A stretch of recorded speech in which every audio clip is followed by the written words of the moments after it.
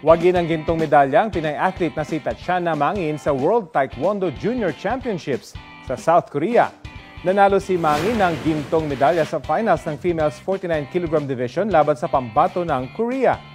Makasaysayan ang pagkapanalong yan dahil si Mangin ang unang Pinay na nanalo sa naturang kompetisyon.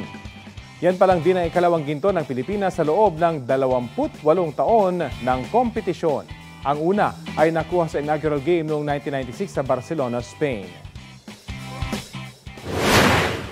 Mula sa makasaysayang laban niya sa World Taekwondo Junior Championships kung saan nakuha niya ang gold medal, kausapin natin fresh from South Korea si World Taekwondo Junior Championships gold medalist Tatiana Mangin. Magandang umaga at welcome sa Balitang Hali.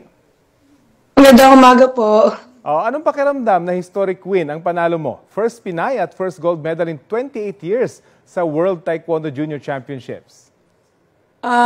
Unang-una po is sobrang tuwa ko po and mixed emotions po yung naramdaman ko po nung time na yun dahil after 28 years po, nanalo po ulit yung Pilipinas ng gold medal sa World Junior Championships. Gaano katindi yung pressure sa'yo na South Korea mismo yung kalaban mo sa finals? Alam natin, unang-una sa kanila nagsimula yung sport na yan at sila yung isa sa pinakamagagaling sa larangan ng Taekwondo.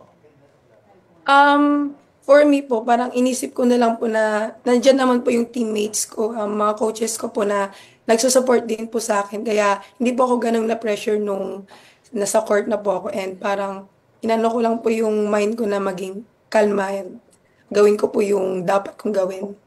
Pero na-scout nyo na ba yung kalaban mo bago yung bago yung finals? Opo, pinanood ko na po yung laban niya nung semis po kaya nabasa ko na rin po yung galaw niya. So medyo naging confident ka. Pero ano yung naging biggest challenge mo sa pagsali sa kompetisyon?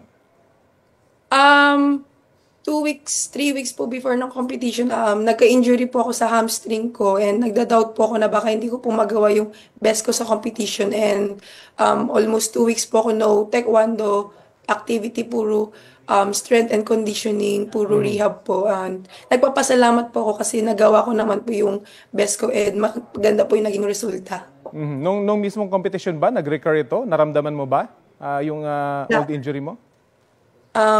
Sa awa po ng Diyos, wala naman po. Okay, so maganda yung naging conditioning mo at no taekwondo activity bago yung competition. Pero gaano katindi yung training mo para dito sa World Taekwondo Junior Championships? After po nung namili po ng mga ipapadala po sa Korea po para sa World Championship, naggawa na po ng program yung coaches ko na parang 3 to 4 times, 2 to 3 times day po yung training namin. Minsan po 4. Ano susunod para sa'yo? Of course, may mga competition ka pa after this. For this year po, siguro ito po yung last international competition ko po for this year. And next year po, hopefully po, mapili pa rin po ako i-represent yung Philippines po sa senior team dahil marami pong competition next year. Isa na po doon yung SEA Games, World Championships. So sa senior ka na? Opo. Okay, good luck sa iyo at maraming salamat at congratulations. World Taekwondo Junior Championships gold medalist Tatiana Mangin. Kapuso, alamin ang maiinit na balita. Bisitahin at mag-subscribe sa GMA Integrated News sa YouTube. Sa mga kapuso abroad, samahan niyo kami sa GMA Pinoy TV at sa www.gmanews.tv.